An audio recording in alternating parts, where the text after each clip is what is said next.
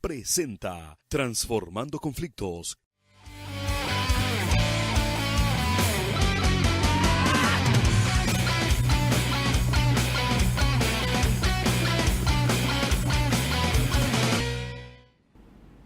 Queridos amigos, un placer saludarles, un placer de compartir ese tiempo con ustedes en Transformando Conflictos. Hoy está con nosotros la licenciada Gladys Mesa, psicóloga con especialización en lo sistémico. Bienvenida. Buenas noches. Un placer tenerle acá con nosotros. Especialización en análisis y tratamiento sistémico. De eso queremos hablar hoy. Queremos ver qué significa, de qué se trata y, en primer lugar, qué tiene que ver con transformando conflictos. Vamos a regresar enseguida después de la pausa. Aleluya.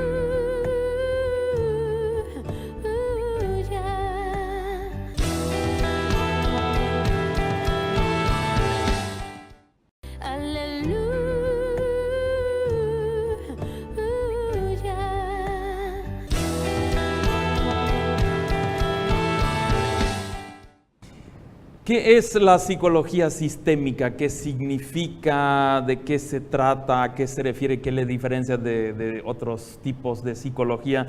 Tenemos con nosotros la licenciada psicóloga Gladys Mesa que nos va a explicar un poco de qué se trata psicología sistémica.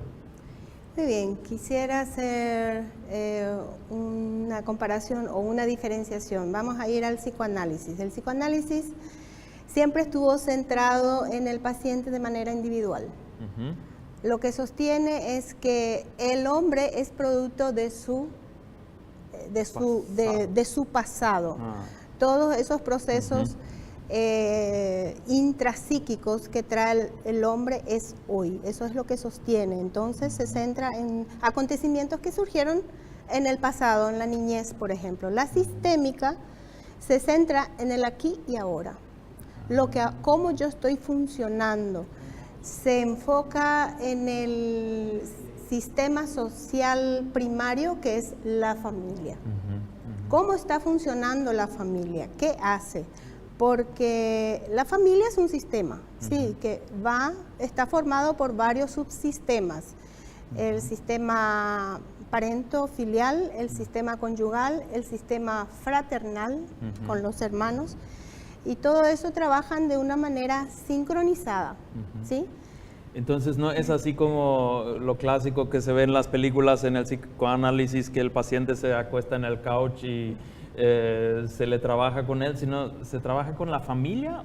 ¿Cómo se hace eso? Sí, viene un paciente que se llama identificado. Por ejemplo, un hijo. Un adolescente, no quiere estudiar, es rebelde, de repente está metido en drogas, ¿verdad? Entonces, vienen los padres con ese paciente identificado.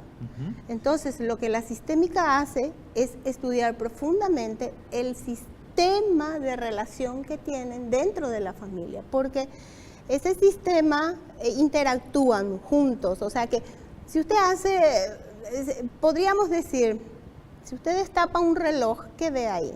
Esos engranajes. Y cada uno de esos engranajes trabajan sincronizadamente.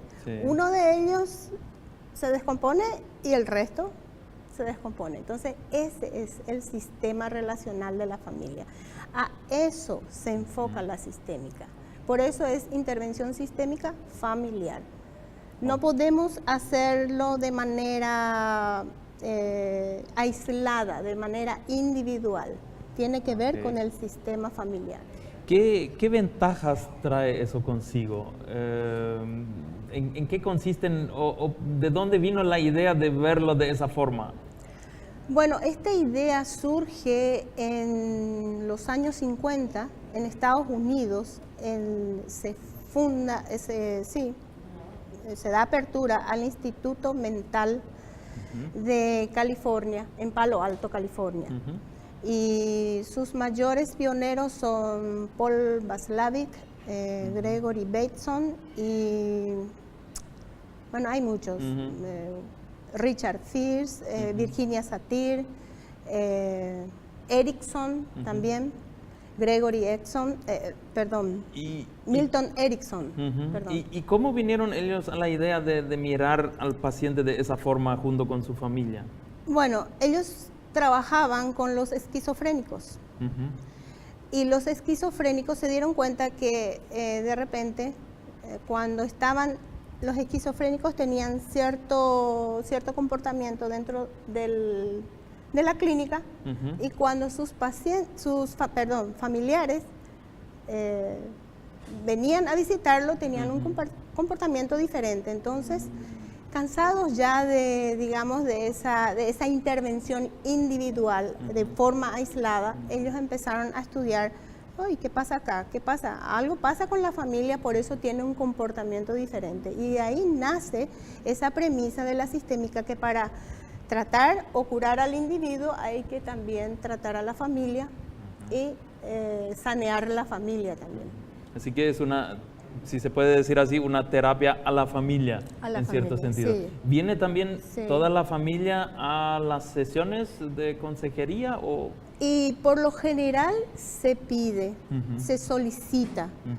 En este caso vino un adolescente, hablamos del adolescente. Entonces tenemos que, vienen con los padres, por lo general si es adolescente, por lo general viene con la madre, viene con la madre. Pero entonces también pedimos que venga el padre, y si hay hermanos, también los hermanos. Hace unos días atrás tuve una paciente que tenía una cuidadora, ¿verdad? Entonces hay que solicitar también la presencia de la cuidadora, porque la presencia de la cuidadora puede influir en el comportamiento del niño o de la niña. Así que se mira como si el problema no está en primer lugar o no solamente en el paciente identificado, sino ocurre de alguna forma entre las personas que están relacionadas. El paciente identificado viene a ser el síntoma del problema, no es el problema, es el síntoma, es el resultado de esa interacción. Es la lamparita que prende cuando se calienta alguna parte en la familia. Y acá hay algún problema, acá hay un problema, entonces eso es. Así mismo. ¿Cuáles son algunos conceptos importantes o algunos aspectos que se encuentra en ese análisis? ¿Qué es lo que se observa? Bueno, una pareja que viene con conflictos, ellos se pelean todos los días por cualquier cosa, no se entienden, alzan la voz, se vociferan, entonces viene a terapia. Lo primero que hace el terapeuta es explorar cómo ellos se mueven, qué pasa. Realmente en el psicoanálisis se pregunta por qué, pero en sistémica, ¿para qué? ¿Cómo funciona? ¿Qué pasa cuando salta este conflicto? ¿Qué tiene que pasar? ¿Qué tiene que suceder para mejorar? Todo es para qué día, qué día más discuten, en qué horario más discuten. Todo eso el sistémico empieza a investigar, hace una investigación prolongada de todo lo que ellos ya vinieron pasando. ¿Hace cuánto tiempo que esto está sucediendo? ¿Qué sucedió en ese momento? Y significa, el enfoque es más en cómo cambiar la situación que encontramos ahora. Ahí está. El terapeuta tiene que tener esa, digamos, astucia, saber redefinir el problema. Ustedes están aquí porque discuten tanto, entonces se dieron cuenta de que hay necesidad que se solucione este problema. Tanto se quieren, tanto se aprecian, que no saben cómo demostrarlo. Eso sería una redefinición, darle un significado diferente al problema. ¿Para qué? Justamente para poder derribar resistencias, porque el hombre padece sufre lo que construye, según Nardone. Nosotros construimos, y eso que construimos padecemos, nos hace sufrir, nos hace entrar en pena. Entonces venimos a terapia para buscar una solución, una ayuda, pero es como que el paciente dice, no, yo ya intenté tantas cosas. Es como que el paciente tiene la solución, pero viene a terapia y dice, quiero una ayuda, pero no la quiero tampoco. Empieza a hacer resistencia. Eso tenemos que profundizar enseguida después de la pausa un poquito todavía. Regresamos en unos instantes.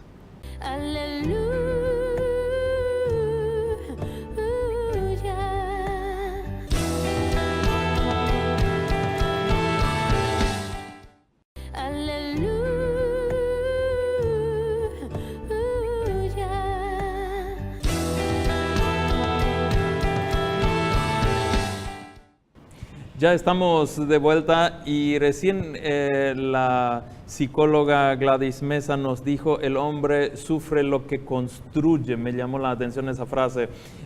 ¿Cómo que lo que yo construyo? ¿En qué forma sufro lo que estoy construyendo?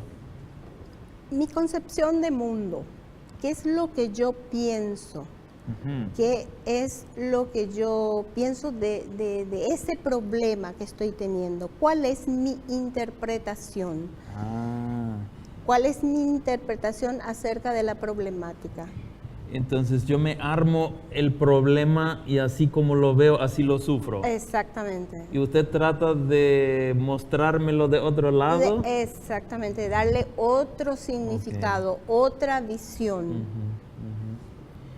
¿Cómo eso influye cuando estamos hablando aquí de transformando conflictos? Ya mencionó el ejemplo del adolescente con sus padres o de la pareja entre sí, tienen conflictos. ¿Cómo logra entonces a resolver eso, a transformar eso? A ver si puedo dar un ejemplo.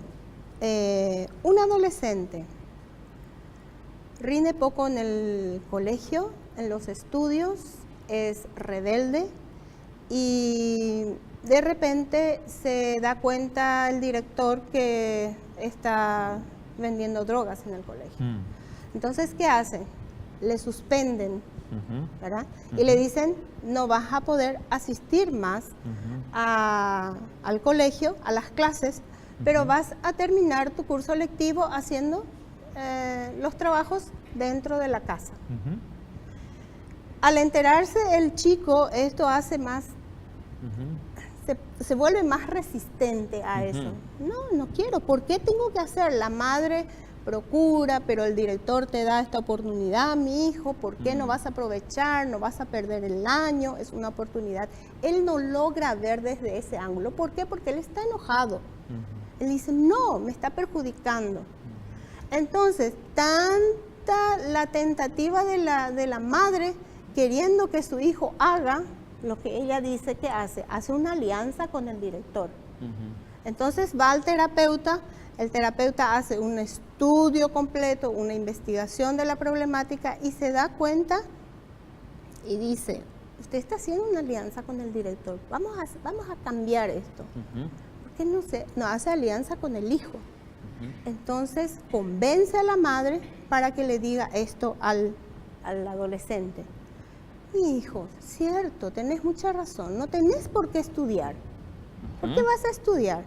Porque si vos te pones a estudiar, le vas a hacer tragar sus palabras al respetado director, porque él dice que tienen que asistir todo el año lectivo para aprobar las clases. Sin embargo, claro, si vos estudias, le vas a hacer tragar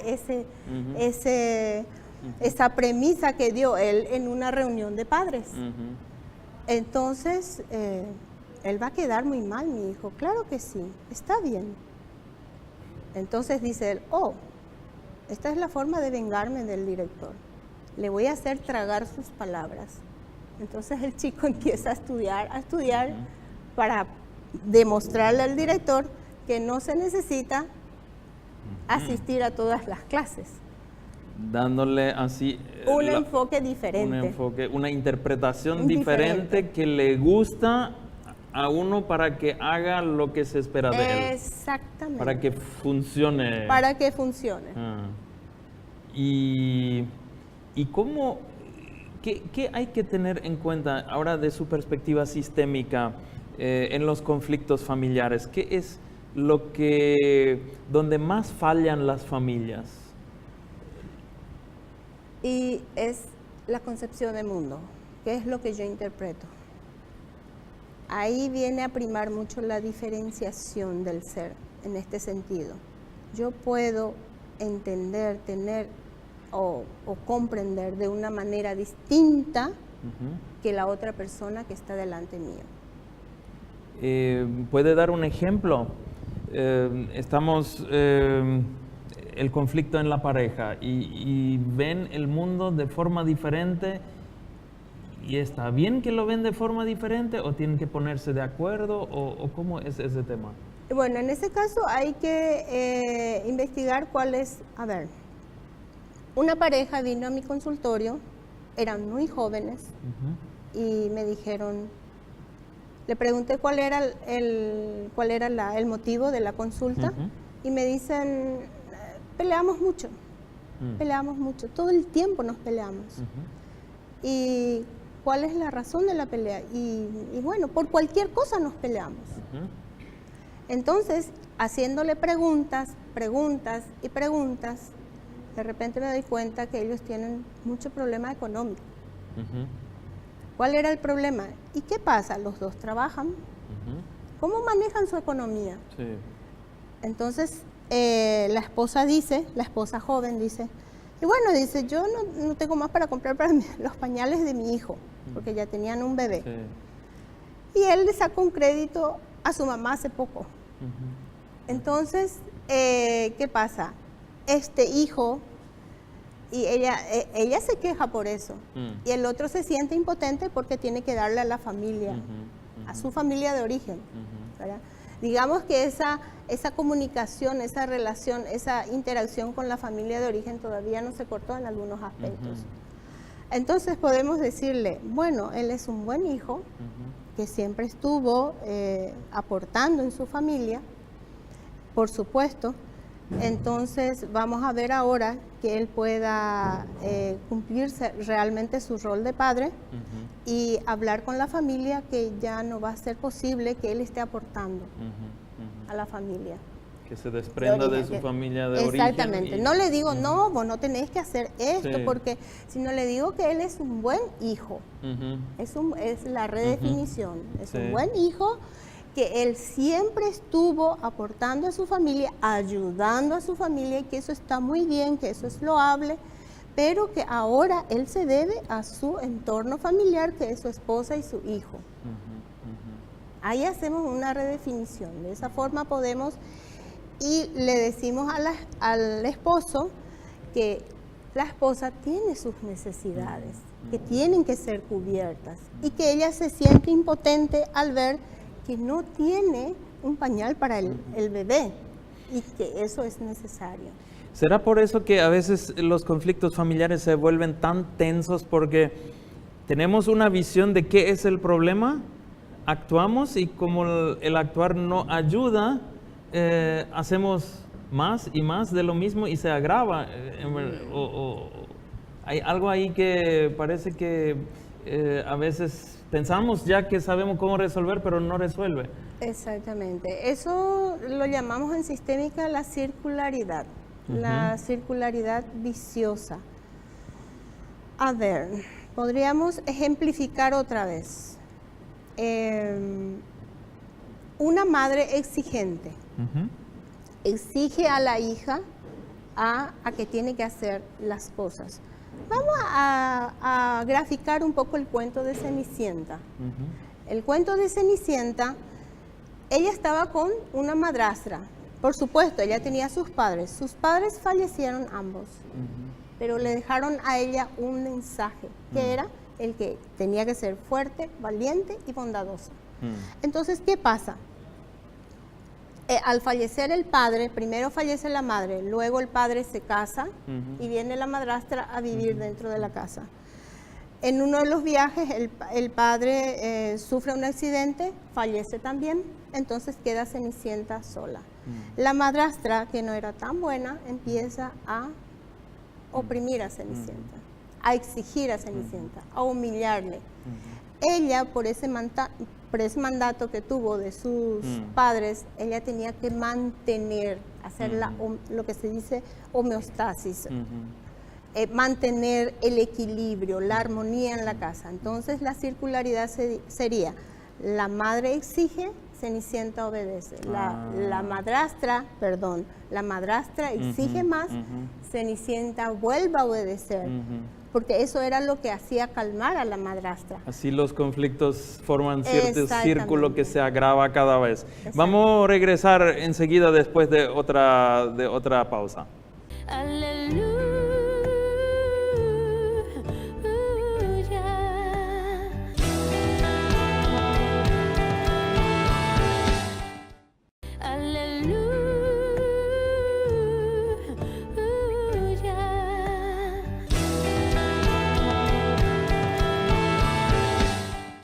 Bueno, estamos de vuelta con la licenciada psicóloga Gladys Mesa. Estábamos hablando sobre el análisis sistémico, el tratamiento, las intervenciones sistémicas, y muy interesante lo último, justamente estábamos hablando de situaciones circulares, ¿no? Donde alguien actúa de una forma queriendo cambiarle a la otra persona, pero eso al final sigue siendo lo mismo y empeora inclusive.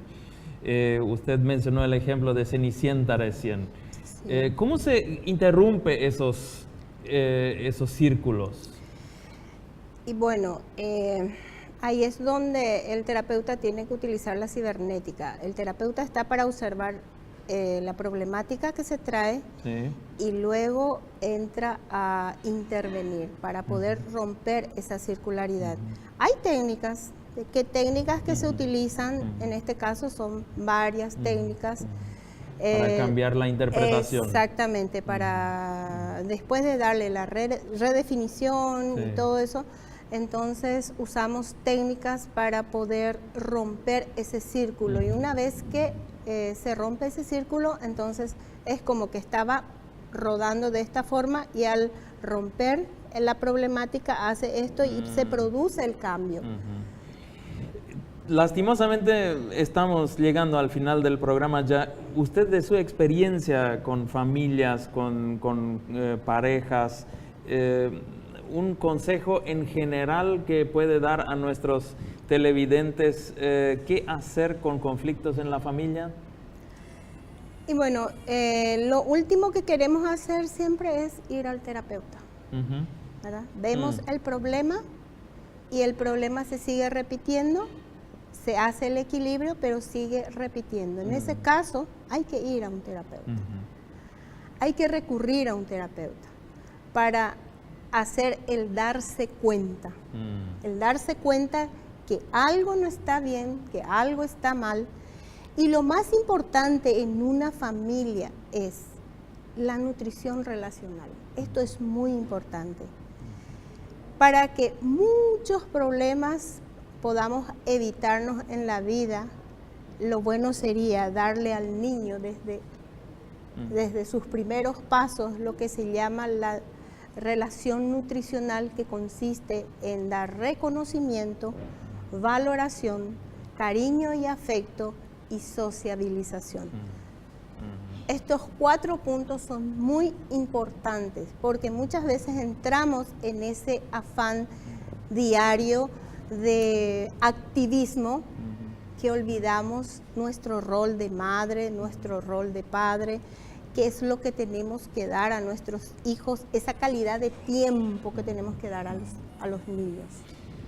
Muchísimas gracias, interesantísimo, y me doy cuenta que a lo mejor deberíamos planificar otra entrevista en algún momento para profundizar algunos de esos temas, porque dándonos cuenta que a veces nosotros construimos en nuestra mente los conflictos en los que estamos, y un cambio ahí ayuda para transformar, y que necesitamos a un tercero, a un terapeuta para lograr ese cambio de chip. Son todos aspectos muy importantes. Muchísimas gracias, fue un placer hablar con usted ese tema.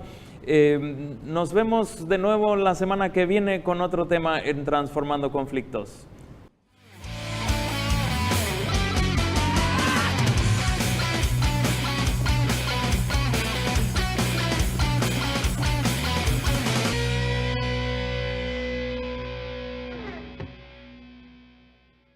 SEMTA presentó Transformando Conflictos.